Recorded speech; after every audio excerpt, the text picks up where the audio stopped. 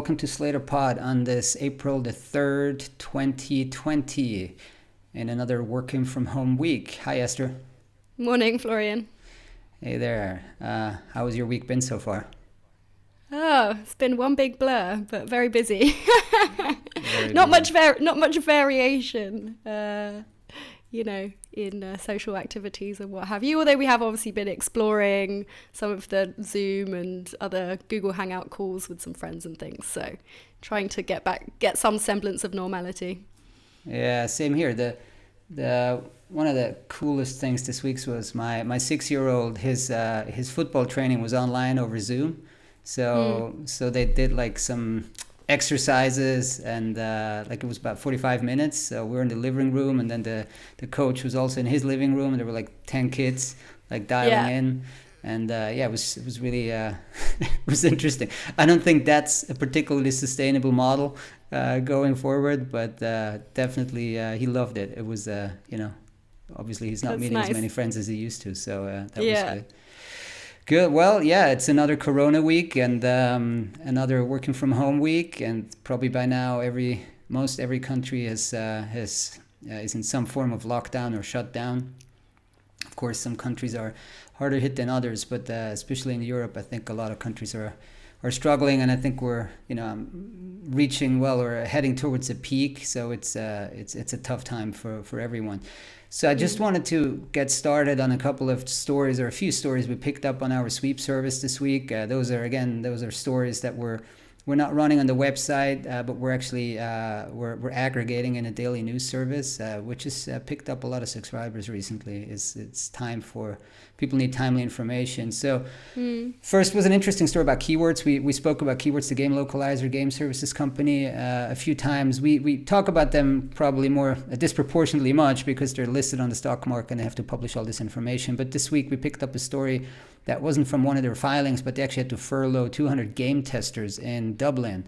And the reason was they couldn't access the facilities because when you localize or test a game, there is a lot of security involved because a lot of these games are, you don't want them to leak ahead of time. So they had to furlough those 200 game testers. And, in other parts of the translation industry as well, some people have to actually go to different facilities. I remember back when I worked at CLS, we had major contracts with the Canadian government, the Defense Department, where you had to actually go in and you couldn't do this remote.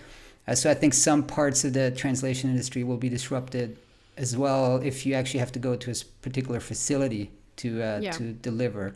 They also mentioned in this particular instance keywords that they're working with clients to move more remote and have different agreements, but major disruption there as well. Well, they said, didn't they? I think we spoke about it last week, that Keywords is one of the people who have something like 4,500 or so people working from home. I guess that they already moved a lot of their operations onto working from home measures. So obviously 200, I guess, in the grand scheme of things is not a huge number. Well, that's just Dublin. To the number of global employees. That's just in Dublin. That's just in Dublin. I mean, that was just one facility, so they couldn't actually enter the facilities because obviously of restrictions, right? So, Keywords is one thing, and those are game testers, not localizers. But just in the grander scheme of things, anybody who has to go anywhere to do translation because of security or confidentiality is likely going to be shut out, right? I mean, there's also in the manufacturing space. There's some contracts in manufacturing with some of the big LSPs where you can't access those manufacturing plants anymore. Major disruption there. Another sad piece of news was that Hook, the Southeast Asian streaming service, actually filed for liquidation. And there's a bit of backstory. We covered them as late as January this year, where we run a story about the localization team, and things went quite well. There, they plan to, release 100 originals in 2020. And they had a very large or a sizable internal localization team, 3 languages, where they localized into Hindi, Tamil, and Telugu. And some other languages as well. And I think we even spoke about it on a previous... Yeah, we did. We were talking about, they're obviously based in India and do a lot, I think, in the Southeast Asian market. Singapore, I think they're based in Singapore. Yeah. But they do sort of provide for, like you said, 3 Indian languages and then some others within the Southeast Asia continent as well. So yeah, we're going to see many of these stories over the next month. I'd say. I mean, there were also clients for LSPs. I mean, this particular company, they probably sourced from a lot of LSPs and freelancers. So going into liquidation obviously means the work stops. For anybody who wants to read the backstory, just Google it. There was an article on TechCrunch that actually linked back to our story. So it's sad news, but something we should expect to happen in the next few, weeks and months. Then we spoke about the situation for UK freelancers last week, and this week there's actually excellent coverage for any German speaker. If you go to the UEPO website, it's a German translation news website. Excellent coverage there. So they ran a story on that Germany is actually providing direct payments. Not loans, but direct payments to freelancers. So those are payments, like you don't actually have to pay them back. For example, here in Switzerland, it's more like you get a loan at zero interest, but in Germany they're giving you at the moment, they're giving you direct payments. So apparently it's 9,000 euro if you have a boutique LSP or a boutique company. It's not just LSPs, it's across the entire economy. Up to 5 staff for 3 months, you get 9k euro, and then you get 15k euro for up to 10 staff. Again, the business doesn't matter, so many boutique LSPs will probably apply to this for this. So it's not just for freelancers, then it's like small business grant or something. Exactly. Yes. Okay. Yeah, yes. I get it. So right. Freelancers have other avenues. It's freelancers. Yeah, you're right. I said freelancers, but freelancers and small businesses. Which is very important because they also have to make payroll. They have other costs, right?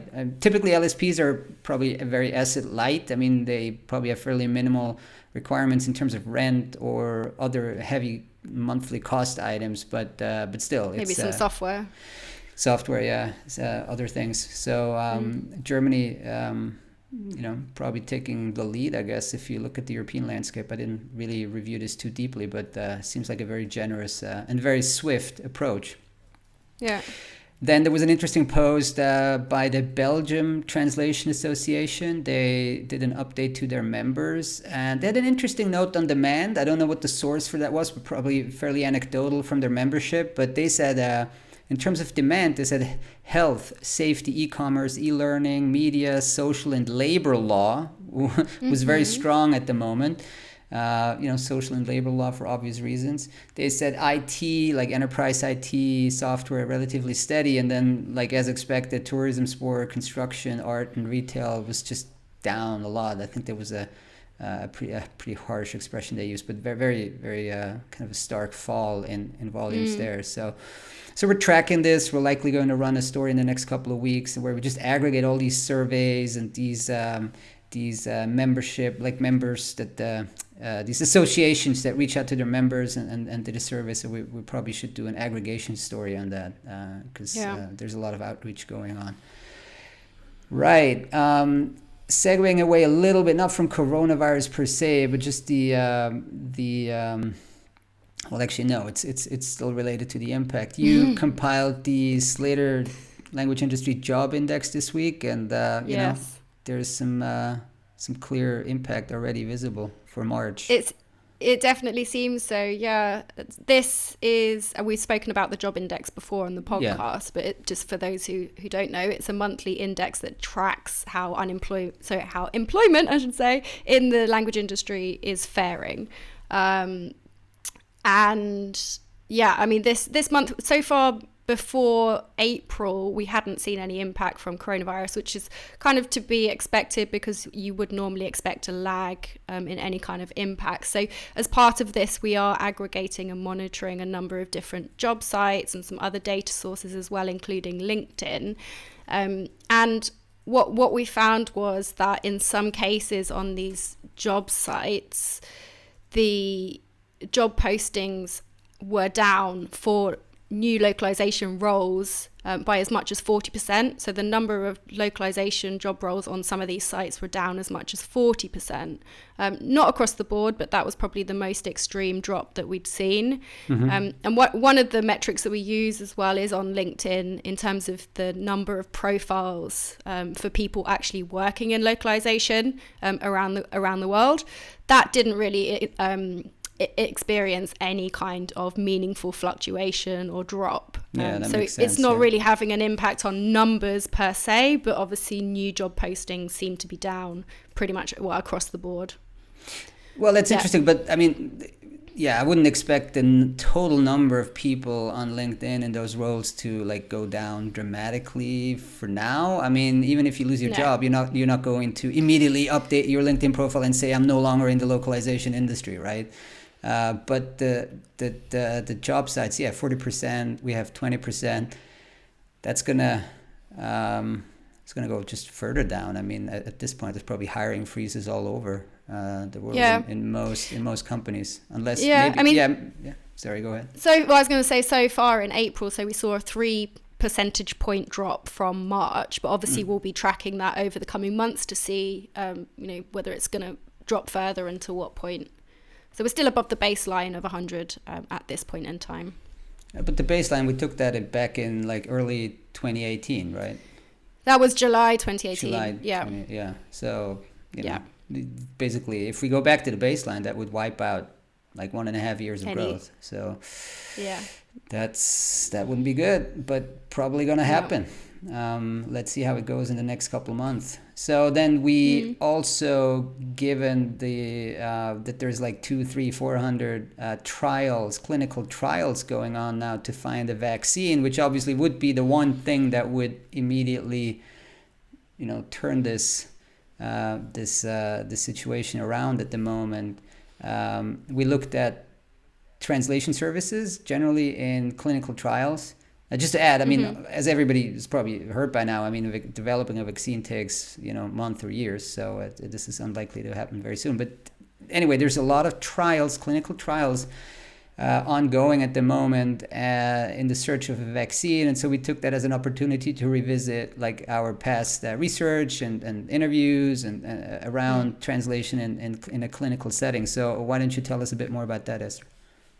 Yeah, sure. I mean, I should probably just preface that by saying I don't think it's hundreds of trials, like the human trials per se at this point, but I mean the number of actual studies and products that are being developed is probably in the hundreds. Okay. I've seen also some more nuanced information that said it's kind of more along the lines of about 40 or so actual trials that are at various different stages right now. But anyway, we thought we'd take the opportunity, given that there is a lot of attention focused on the coronavirus vaccine search at the moment, we thought it might be timely also to provide a bit of a highlight on how translation services then plays a role in clinical trials. So this really was kind of the tone and the reason behind this piece.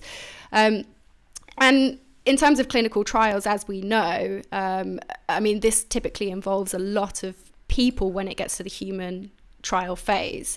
The phase 3 really sometimes involves thousands of people, typically between I think 1,000 and 5,000 or so. And in some cases, because companies are actually looking to develop a drug or a vaccine a drug, I suppose, that might only be used in very, very specific or rare conditions. To get the numbers of people on those trials, they need to look outside of the country where they're based. So they need to run it in multiple different locations. So these tend to be a worldwide affair. Also sometimes it is beneficial to test this just in different populations around the world. So the clinical trials generally is very document heavy for one thing, because it's regulated. You have to track everything, document the processes and the responses to the drugs. So very document heavy, and also we know is a multilingual affair. And one particular element of the clinical trial process, and something that we go into in some detail in this article, is the linguistic validation workflow. So this is a very, very complex workflow that has very specific steps, quite stringent, that you need to follow for certain documents and certain document types that are coming out of these clinical trials. Not for everything, but for a reasonable volume of work. I mean, and some of this workflow is a response to the fact that these documents themselves are governed and sort of regulated for how they need to be presented and how they need to be translated. And the workflow itself is based on guidelines and principles from ISPOR, which is an industry body within that industry. These steps also involve things that, many project managers who don't work in clinical trials may not have even heard of, things like harmonization, things like reconciliation, on top of the normal kind of quality control, proofreading, QC, etc., and back translation.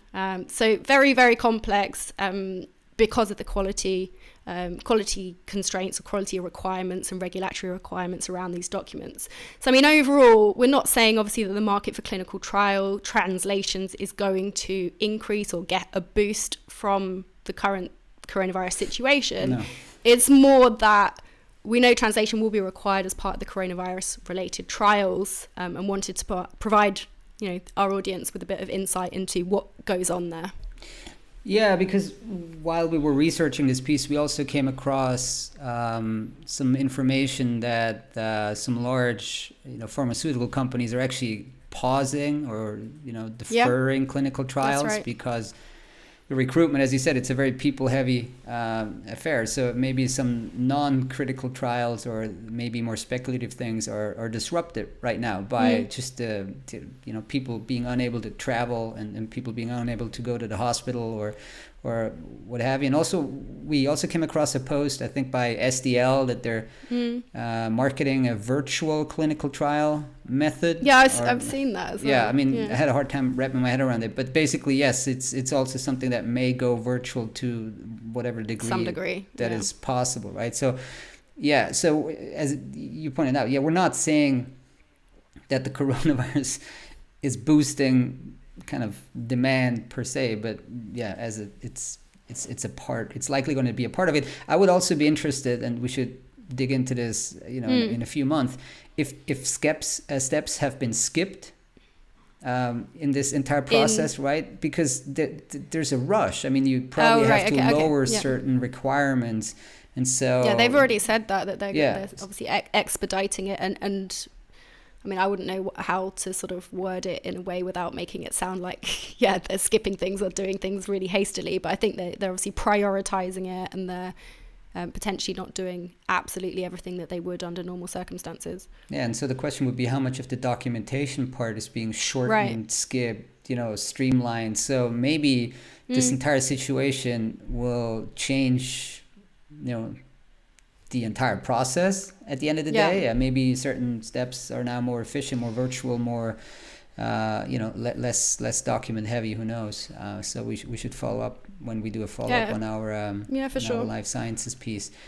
Then we also had a guest post or a Q&A rather this week by Piotr Misztal, who was scheduled to be a speaker at our London conference in May. He's actually a partner at a private equity firm called Value4Capital. And though that's the private equity firm that's backing Poland's Summa Linguae Technology. So they're the private equity investor. They invested a couple months back. And so we reached out and asked a few questions around, since half of this industry is owned by those private equity funds, and we touched on that a number of times before in the podcast and on obviously the website, how do you see this? How do you see the industry? What do you do with capital right now? How open are you for investments? And what do you how do you support management? I mean, my previous company was also owned by private equity, and we had a couple of their representatives on the board, and those are very experienced business people, and they actually, obviously most of them or all of them come out from outside the language industry, so they bring in a very different perspective. It was always very helpful. I found their input extremely helpful. And so what Piotr said, first he said he's expecting everything businesses to be disrupted through the next 3 to 6 months. That's just probably as good a guess as anyone's. But he said that each company in their portfolio, they have a portfolio of companies they've invested in, has actually established a management response team. in terms of how to rearrange the business, he said the LSP, Summa Linguae, it was actually relatively easy because a lot of it could be done remotely, as we said many times before. He also gave an interesting example. They actually have a waste disposal company and also the largest cash handling business in Poland. So they're ensuring that banks and bank machines have cash available. So there, the disruption is a lot more tangible. I mean, of course. You don't have to staff. You can't go there. Who knows? Maybe with cash, you might even have to clean the cash. He didn't mention that, but there's all kinds of other variables in there. And as many companies, or basically the entire globe right now, it's a lot about conservation rather of cash. So he said they've asked all of their companies to prepare weekly direct cash flow forecasts for the remainder of 2020 and focus management on, receivables and payables. So you make sure you invoice, you make sure you chase those receivables, and you manage the payable schedule, all in order to conserve cash. Hopefully a little bit more smartly than the big words 15% across the board cut. Sorry to bring it up again, but that's probably like a case study in what not to do, to name and shame. To conserve cash. But that was not a good move. And he also said that they told their management team that they must lead from the front. So before you lay off or you cut the salaries of your staff, you actually they expect their top managers to make sacrifices in their own compensation, which is what you're hearing from many companies right now. You got to lead from the front. You can't start lay off people now and not take a sacrifice or pay dividends or do other things like that. So right now it's really about like you said, lead from the front. We also ask how he's seeing M&A. I mean, they're a private equity fund, and their strategy is to, buy a platform like Summa Linguae and then buy some other companies and build a bigger group. And he says, look, we have a strong investor base. We have the capital to support not only our portfolio companies, but also continue to make new investments. However, he did say that the current visibility is so low, they will not. I mean, they're likely going to be more add-on investments, right? Not transformative transactions. Yeah. Sorry. And if I can just jump in here, because I crunched the numbers a little bit from Q1, looking at, because obviously Slator tracks M&A across the language industry, and it's down, I think, about 60% on last year and about 30% on 2018 across the same period. Yeah, not much happening. Not much happening. So they will do maybe the occasional kind of what they call like a tuck-in acquisition where they, if something opportunistic shows up on their radar, but they're saying the visibility is very low. But generally it was I encourage people to read it. It was actually a very, very insightful Q&A. And, I suspect that many other private equity firms in this space will have similar input. Thanks to Piotr for that. Just to close on a final note on a tool we picked up on that was hosted on this the Knowledge Center of the European Commission. So they have a very useful knowledge center for interpreting generally and technology. So we read there about a tool called InTrain that was developed by two academics, two professors at the University of Bologna in Italy. So Gabriele Carioli and Nicoletta Spinolo, they launched that tool called InTrain. They say it's a free open source online training platform for remote simultaneous interpreters. So something that's definitely very useful at the moment. It's all remote. It can be accessed on that website. There's a link in the article, and it's helpful for training, and so you as the world has gone remote, this is something that's definitely useful. And it's open source, so potentially anybody could continue to develop it. So it's a positive note. Actually, got a lot of good traction on LinkedIn when we posted it, and on Twitter as well. So people are interested in that. There was this webinar by Interpret America that had like 1,500 people joining. Did you watch it on crazy YouTube? Numbers. I haven't. No, I haven't yet. I'd kind of bookmarked that to try and watch today or later. But it seems like they had a huge turnout across interpreters and some buyers and LSPs, I think, as well. Huge turnout. I think it was, I might get this wrong, and I'll correct it if I do, but I think it was run on Kudo, that the remote interpreting platform. So I'm not sure if it was actually run on Zoom or anything else. I think it might have been run on the actual Kudo remote interpreting technology. Same for, I think, Interprify. You can also run meetings with videos, with video directly on those remote interpreting platforms. So but kudos to Kudo and Interpret America. That's Professor Olson. That 1,500 people in a webinar live discussion. That's impressive. So definitely we should bookmark and watch that. Mm-hmm. Great. So let's wrap it for the day. Thanks a lot, Esther. Yeah, thanks, Florian. Take care. All right. Talk soon. Bye. Bye.